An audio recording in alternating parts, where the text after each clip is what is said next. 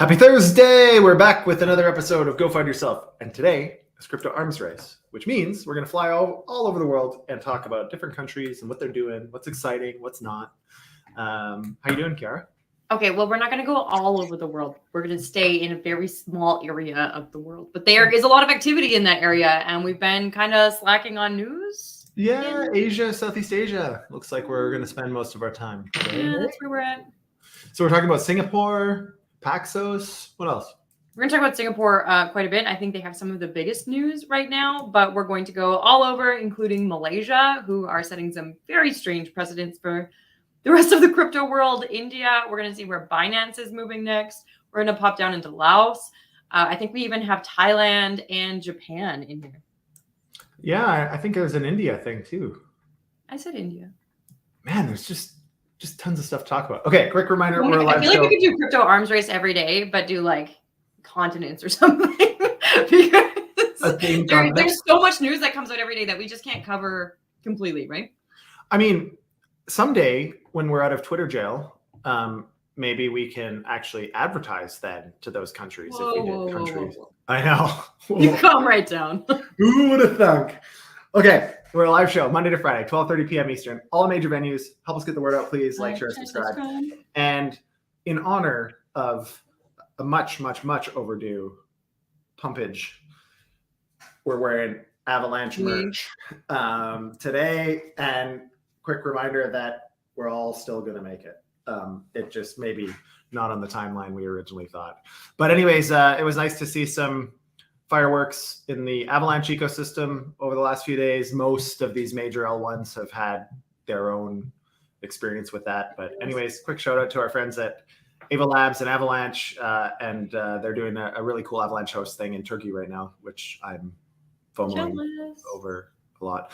But anyways, quick shout out to them.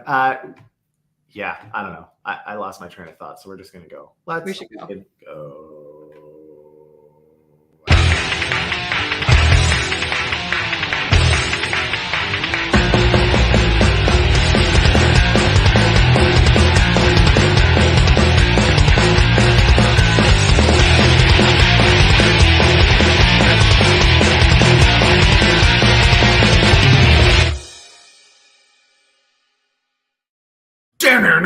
We're back. We're back with the end of the head banging. If I had hair, I would be all over that. But you can do it anyway. You don't have to have that. We could get you a wig. Yeah, maybe the next video that we get done, I'll have hair. Maybe that'll foreshadow a toupee. Maybe I'll get a toupee. Can you imagine? No, I cannot imagine. Show up for like a speaking engagement somewhere and have hair. I'm like pretty commonly bald. I've been bald the whole time that I've been in this space, so most people probably recognize that. If all of a sudden I just had a full head of hair, it's kind of like Elon. You ever seen photos? Like if it was a different color too, like a color that obviously isn't your hair color. Like probably red or like maybe orange or maybe Trump's hair color. Oh my God. That might look supernatural. You mean like sci-fi? Yeah. Yeah. So do you know what's weird? And this is totally, we digress from the obvious reason people actually listen to us, if they even do anymore. But Elon, when he worked at PayPal, there's tons of photos where he was like almost entirely bald. Yeah. And now he's got a full head of hair. So you hear about all this like men's hair club and like all these gimmicks and all this bullshit shampoo and sprays and laser hats and all this other nonsense that you can do. I want to know what Elon did, because his hair is like actually there. Sorry?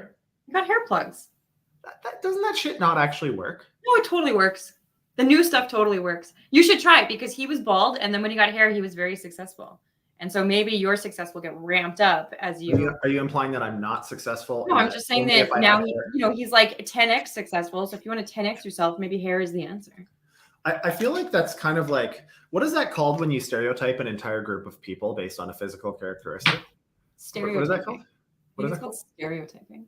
Didn't you just say that because I'm bald, I'm not successful? No, I said that Elon Musk is 10x successful, and you could be too. It's a sales I only like pointing it out there, Mrs. Social Justice Warrior. Anyways, okay. All right. Singapore and stable coins. talk about Singapore. Okay, so Ravi Menon, who is the managing director of Singapore's central bank, was at a keynote at the Singapore FinTech Festival, I believe this week. And he stated that he does not believe in the future of cryptocurrency except stablecoins and CBDCs. So he's thinking that stablecoins can be highly regulated. CBDCs are obviously highly regulated, and that other crypto should not be allowed in Singapore. He also heads up a bank, though, so don't blame him. Yeah, and he's also been a fairly outspoken opponent to crypto for years. Like, that was known. We reported on this a few months ago, actually, that he was appointed as the head of the managing director of the Central Bank of Singapore. And that was problematic because we were all excited that Singapore had leaned into crypto regulation and was really trying to find a way to make it happen. And then all of a sudden, this guy was appointed and everybody was going, wait a second, but he's anti-crypto. Turns out he's still anti-crypto. Weird. Maybe not anti-crypto, but anti anything other than the stuff that he can control under his little thumb, which is, again, my problem. So the reason that central banks and governments like these products is the exact reason I don't like these products. And that's problematic. The whole space was established to reduce some of the bureaucracy and control and manipulation on behalf of governments. That's why this not the only reason, but it's one of the major reasons. And to just say, well, we don't like anything other than that which we can control. Yeah, no shit. But that's exactly the problem. We don't want you to have to be able to control everything because it's not necessary. So anyways, I mean, objectively, there is a point. There's a really easy to understand use case and application for CBDCs and or proliferated stablecoins. Like, obviously, you can facilitate a lot of your value transfer globally and point of sale and all of these other things. You don't actually need XRP to be a point of sale asset. Exactly. It could, in fact, just be USDC or EuroC or whatever. So that kind of makes sense, but that doesn't necessarily render every other crypto useless. Like, they all have other utilities and uses that are still super viable, in my opinion. I mean, not every token is useful and viable, but there are many that are. So I find that this is somewhat limited, although I understand why he's coming. Okay, well, it is limited, but realistically, it's just setting the stage for Paxos. So Paxos has been back-end negotiating with the Monetary Authority of Singapore and probably also the banks to bring a new USD-backed stablecoin in Singapore. The Monetary Authority of Singapore in August had put forward a framework about stablecoins, but they hadn't actually enacted it yet. Paxos hasn't been approved on paper, but they have been approved in theory. And so we have the head of the bank coming and saying, well, we don't really believe in crypto unless it's a stable coin. And then weirdly, like the next day, they announce a stable coin. Yeah, I mean, Paxos has found themselves in trouble with a few regulators over the last little bit. True. Which I also find interesting, that you can be in hot water with regulators in one jurisdiction and be the darling of another. I think that's interesting. But yeah, this makes sense. I mean, obviously, there's a lot of centralized entities that are trying to grab as much land as they can right now. We're seeing this with OKX launching a L2 now, Kraken launching an L2, Base launching an L2. They're all saying, hey, we're going to lose our advantage here if we don't corner the rest of the market. And that looks like that's just kind of what they're doing. These large centralized entities are pushing regulation in the direction that effectively builds a moat around their existing business model. Yeah. I don't like it long term. I think it is more of the same bullshit that we all have learned to not love about the capitalist finance environment that we have now. Obviously, I believe in capitalism unequivocally, but it's been problematic here for the last little bit. So we'll have to see what happens. I don't know.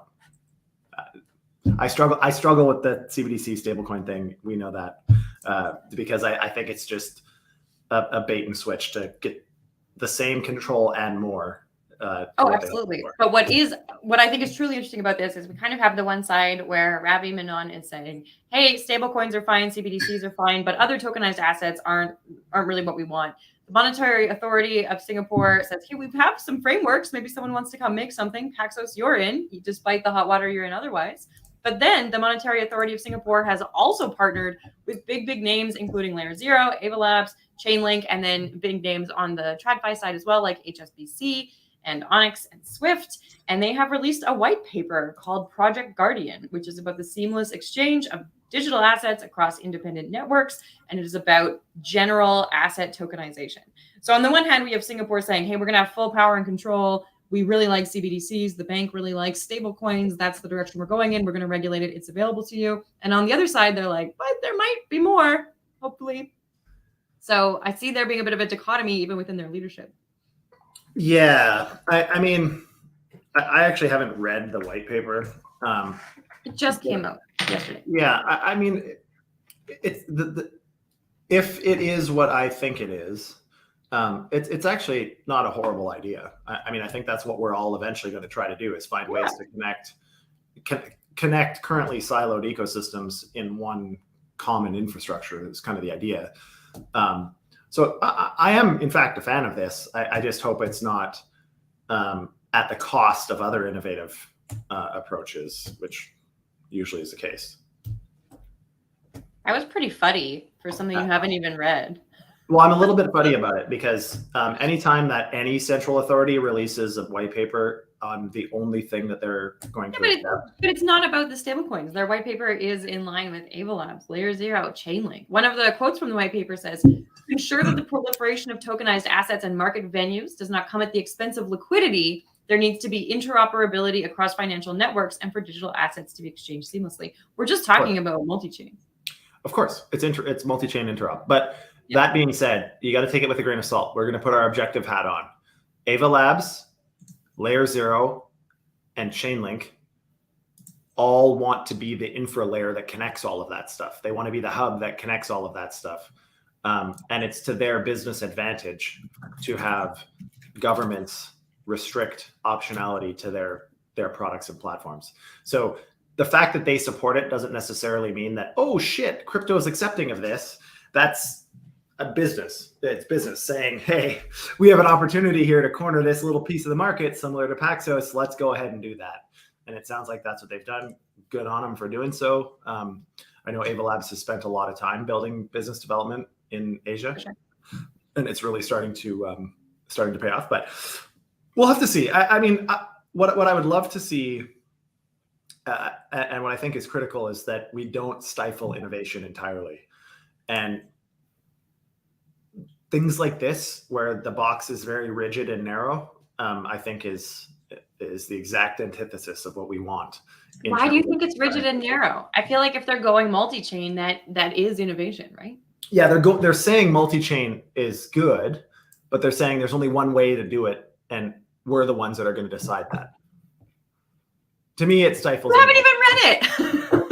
No, but I've read the brief. I just haven't read the white paper itself. Yeah. All right. We're going to go to India, where they are, in fact, stifling everything they can possibly think of.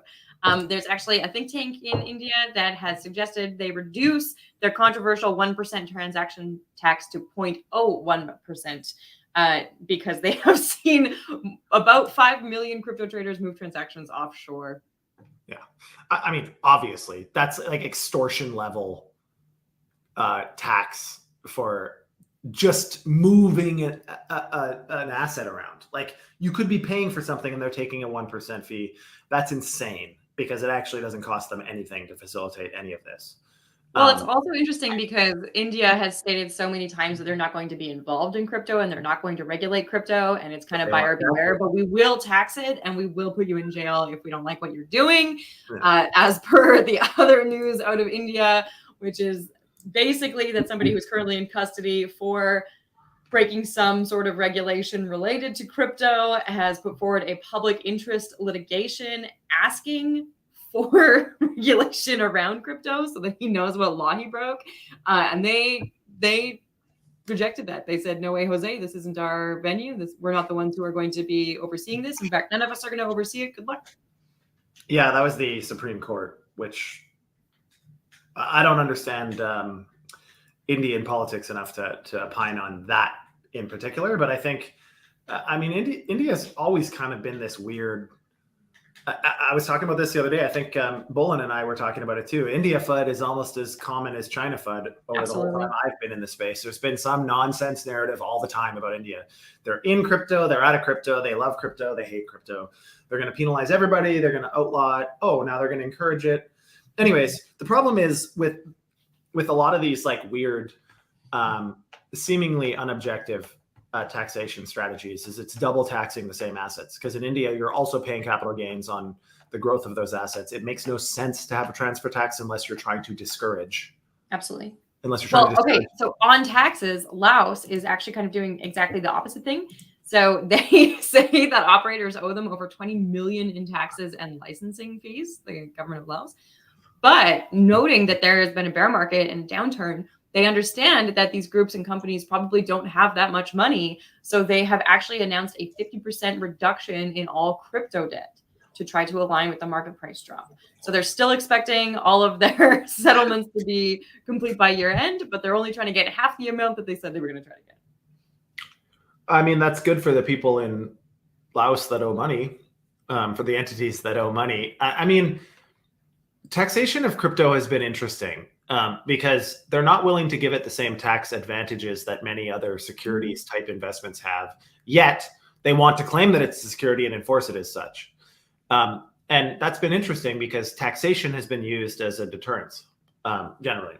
In Canada, for the longest time, crypto was taxed in like the worst fucking way possible. And we had to wonder, like, was that almost punitive? Like, were they trying to actually make it so that you're like, wait a second, what? And so I think the pendulum is kind of swinging back now because the general public is saying, wait a second, the more we learn about this technology, there's no reason that there should be all these extra taxes and fees. Like, yes, you want your pound of flesh from income and revenue that the citizenry receive, but like, fuck. I mean, it's kind of getting crazy. It was kind of getting crazy for a minute. In America, they've started, with the 83Bs now extending to crypto. There's a few other things that are now kind of used to be securities type tax rules that are now applying in tax deferrals and different things that you can do creatively. That's very interesting. Many governments still haven't figured out how to reconcile the offshore corporate structures. Yeah, of course. Like we do taxes in like 5 jurisdictions, and none of them know how to accept the other jurisdiction's tax information. Like it's a standard. It's a freaking disaster. So there's a lot of work still to be done there, but I like seeing this stuff. Like, again, I'm a fan of small government, small regulation, and low taxes. Generally speaking, almost invariably over modern history, you reduce taxes, you increase GDP. Increase taxes, reduce GDP. Okay, while we're here, so we're like, oh, Laos is doing such a good job cutting their crypto tax and recognizing that there was a market downturn. Well, the Laotian government actually last week also announced a crypto crackdown. So this is where they're a little bit Gensler, where they realize that they're short on cash and they need some of it. And so they're like, hey, we'll reduce your debt if it means that you'll pay it. But if you don't pay it, we will shut you down. And so they are really going after those who are operating in crypto in their jurisdiction for licensing fees, paying out fines if they weren't licensed, and then also paying those half taxes. Yeah. So, I mean, again, like, I really hope we just see some conclusion to this regulatory thing sooner rather than later, because again, registration or lack thereof, where there isn't clear rules of who has to register when and why, like there's an argument on both sides of that is viable, right? If you're the operator, of which I can relate, we don't want to break any rules. Like, of course I don't want to be on the wrong side of any law ever, especially when it comes to business. And we try to do our best, but there is in fact no black and white way of knowing whether you're on the right or wrong side of things currently. And that's no different in Laos. It's no different in the US. In Canada, I suppose it's established now, but many of these countries, there's a lot of penalties being assessed, but you're being accused and convicted of breaking laws that you didn't know applied to you, even though you're trying to look for laws that apply to you. So anyways, I hope we find some conclusion to this, because this has been very challenging for the space. And I think it's also been stifling to growth, because there's a lot of and I talk about this a lot with respect to regulation, but there's a lot of really, really, really sophisticated products being built by incredible teams that they just aren't confident in launching in the current regulatory environment. And that's a problem for the space because there's other jurisdictions that people are developing and innovating. So. Okay, well, speaking of launching in the current regulatory environment, for the sake of time, we're not going to go by country, but actually by company. So Binance is doing some different things around the world, and we often report on Binance and say what the sweet heck is going on. But Binance is actually opening a new company within Thailand so that they can comply with jurisdictional issues while still operating as Binance, essentially.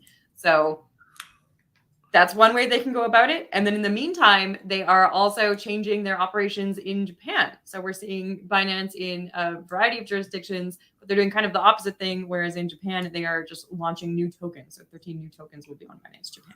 Well, I think for Japan, wasn't it that Japan had come out with some regulation, but most tokens couldn't qualify? So it sounds to me like Binance has just worked with Japan to be able to list a few more tokens. That's, I think, what I gathered from that one. Yeah, 13 new. Well, yeah, but also in Japan, Binance wants to offer the most tokens. That will be their competitive advantage. And so they're looking to find a way to offer 100 tokens. Which, I mean, I don't hate. If you have to pick your 100 best tokens, like generally you can avoid a lot of the manipulation problems and all this other crap that happens on shitcoins that doesn't necessarily happen on the top 100 majors. Can happen, does happen, but it's a lot less likely. I have to say this is a big deal too, because in Japan, well, Binance is aiming for 100 tokens and has 13 new tokens taking off next week, I believe, or in 2 weeks. We saw Kraken and I think Coinbase leave Japan. So yeah, like, so this again, and we talk about this a lot, and I still don't understand. I wouldn't call it what the sweet heck. I think I would call it what the actual they're doing. I really don't understand this logic. I mean, Thailand has a population of 71 million people, many of which are living in abject poverty. So I don't get it. Like, you're moving out of these major jurisdictions and you're now catering to these relatively small jurisdictions in Japan. I mean, Japan used to be a financial powerhouse, but has had challenges. And Thailand, like, what? I don't know. Like, I really just don't understand. What I do like about this, though, is this is the first time in the recent past, anyways, that I've seen Binance consciously and publicly go somewhere on purpose to abide by regulation. Yeah. So maybe it's a new leaf. Let's hope it's a new leaf that they're turning over. Okay. Okay, that is your Southeast Asian news for the day. We are live every friggin' day on every friggin' platform. We are going to take some time off over the holidays, though. We just haven't figured out exactly what that's going to look like. Yeah, Kiara's taken off for a long time, and so I'll be stuck here alone. And I don't think anybody wants to listen to me alone. We'll figure it out. But yeah, we're a live show, just like you said, on all the major venues. So help us get the word out. You know, press those buttons and smash like and all that shit, and tell your friends. Share with your friends. Yeah, get your parents to watch, grandparents, anybody, nieces, nephews, all are welcome. Anyways, we will be back tomorrow with a beautiful episode of FU Friday. Sure will. It'll probably begin later. I see DJ and Roundtable is asking about Pulse Chain. Yeah, we've heard of Pulse Chain, absolutely. Happy to talk about it if you've got any specific topics or news that you want to forward our way that you think is relevant to Pulse Chain. We'll be happy to opine on it. And with that, I say to all of you, in particular, Kiara, go FUD yourself. FUD yourself.